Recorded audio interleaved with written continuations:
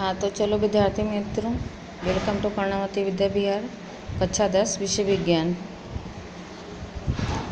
तो अभी अपना लेसन 6 समाप्त हुआ। इसके बाद अध्याय 7 में आए, नियंत्रण एवं समन्वय। तो अपने मनुष्य को किस प्रकार से नियंत्रण और समानता बनाए रखना है, अपनी इंद्रियों पे किस प्रकार से समन्वय करना है, तो इस अध्याय में हम यही पढ़ेंगे।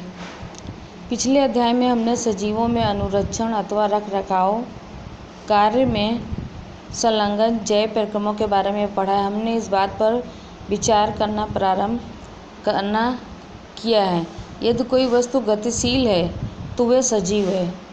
पादपों में इस तरह की कुछ गतियाँ वास्तव में वृद्धि का प्रमाण है। एक बीज अंकुरित होता है और वृद्धि करता है, और हम देख सकते हैं कि नवोदित कुछ दिनों में गति करता हुआ मृदा को एक ओर धकेल कर बाहर आ जाता है, यानी मिट्टी को ढकेल कर बाहर निकल आता है। यदि इसकी वृद्धि रुक गई होती तो ये गतियाँ नहीं होती है। अधिकांश जंतुओं में तथा कुछ पादप में होने वाली कुछ गतियाँ ये वृद्धि संबंधित नहीं है। एक दौड़ती बिल्ली, झूले पर खेलते बच्चे, जुगाली करती भैंस, ये गतियाँ वृद्धि ये कारण नहीं होती हैं। दिखाई देने वाली इन गतियों को हम जीवन के साथ क्यों जोड़ते हैं? इसका एक सही उत्तर ये है कि हम गतियों को जीव के पर्यावरण में आए परिवर्तन की अनुक्रिया सोचते हैं। बिल्ली इसलिए दौड़ी होगी क्योंकि इसने चूहा देखा होगा। केवल यही नहीं, हम गति को सजीवों द्वारा किए गए एक ऐसे प्रयास के रूप में भी सोचते हैं जिसमें उनके पर्यावरण में हुए परिवर्तन उनके लिए लाभकारी हों।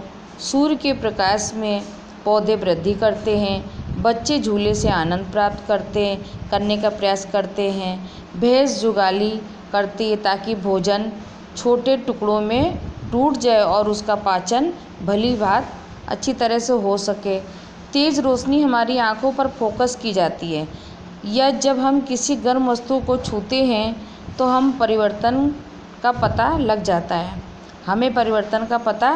जाता है और इसकी अनुक्रिया वे स्वयं को बचाने के लिए गति करते हैं, ऐसा प्रतीत होता है। तो इसके बारे में और अधिक विचार करें। ऐसा प्रतीत है कि पर्यावरण के अनुक्रिया के प्रति ये गतियाँ सावधानी से नियंत्रित की जाती हैं। पर्यावरण में प्रत्येक परिवर्तन की अनुक्रिया से एक समुचित गति उत्पन्न होती है। अपने दोस्तों से बात करना चाहते हैं तो हम जोर से चीखने की अपेक्षा फुसफुसाते हैं। स्पष्ट रूप से कोई भी गति उस घटना पर निर्भर करती है जो इसे प्रेरित करती है।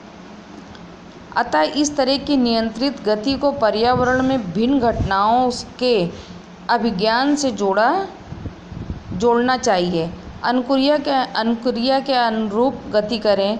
दूसरे शब्दों में सजीवों को उन तंत्रों का उपयोग करना चाहिए जो नियंत्रण एवं समन्वय का कार्य करते हैं।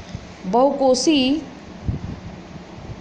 जीवों में शरीर संगठन के समान सिद्धांत को ध्यान में रखते हुए ये कह सकते हैं कि विशिष्ट कृत ऊतक का उपयोग इन नियंत्रण का समन्वय क्रियाकलापों में किया जाता है। जंतु तंत्रिका तंत्र, जंतुओं में नियंत्रण तथा समन्वय तंत्रिका तथा पेशी ऊतक द्वारा किया जाता है। आकस्मिक परिस्थिति में गर्म पदार्थ को छूना हमारे लिए खतरनाक हो सकता है। हमें इसे पहचानने की तथा इसके अनुरूप क्रिया की आवश्यकता है। हमें कैसे पता लगाएं कि हम गर्म वस्तु को छू रहे हैं? हमारे पर्यावरण में सभी सूचनाओं का पता कुछ तंत्रिकाएं कोशिकाओं के विशिष्टीकृत सिरों द्वारा लगाया जाता है। ये ग्राही प्रायः हमारे ज्ञानेंद्रियों में स्थित होती हैं, जैसे आंतरिक कर्ण जो होते हैं, नाक, जीवा, रस संवेदी ग्राही स्वाद का पता लगाते हैं, जबकि घ्राण ग्राही गंध का पता लगाते हैं। तो एक तंत्रिका कोशिका के ध्रुवमय कृतिक सिरे द्वारा उपर्जित की जाती है और एक रासायनिक क्रिया द्वारा ये एक विद्युत आवेग पैदा करती है और ये आवेग द्विमुखा से कोशिकाएं तक जाता है और तंत्रिकाज एक्शन में होता हुआ और अंतिम सिरे तक पहुंच जाता है। एक्शन के अंत में विद्युत आवेग कुछ रसायनों को विमोचन करता है, यानी कुछ रसायनों का यहाँ पे विमोचन कराता है। ये रसायन रिक्त जो स्थान होते हैं सिनेप्टिक दरार को पार करते हैं। अगली तंत्रिका कोशिका की द्विमुखा इसी तरह का विद्युत आवेग प्रारंभ करती है और शरीर में तंत्रिका आवेग की मात्रा समान योजना इस तरह एक अंतर्गठन सिनेप्स अंततः ऐसे आवेगों की तंत्रिका कोशिका से अन्य कोशिका जैसे कि पेशी कोशिकाओं का ग्रंथि तक ले जाना इस तरीके से होता है। तंत्रिका उत्तक तंत्रिका कोशिकाएं या न्यूरॉन के एक संगठित जाल का बना होता है। ये सूचनाओं को विद्युत आवेग के द्वारा शरीर के एक भाग से दूसरे भाग तक पहुंचाते हैं। तो आपने ये देखा। अब इसके आगे इसमें कोई आश्चर्य नहीं है कि तंत्रिका उत्तक तंत्रिका कोशिका या न्यूरॉन में एक संगठित जाल का बना है और यह सूचना शरीर के एक भाग से दूसरे तक संवहन में विशिष्टीकृत करता है। तंत्रिका कोशिका के भागों को पहचानिए जहां सूचनाएं उपर्जित की जाती हैं। तो विद्यार्थी मित्रों, अभी जितना हमने पढ़ाया है उसको आप अच्छे से पढ़िए और समझिए। आगे का हम कल नेक्स्ट वीडियो में देखेंगे।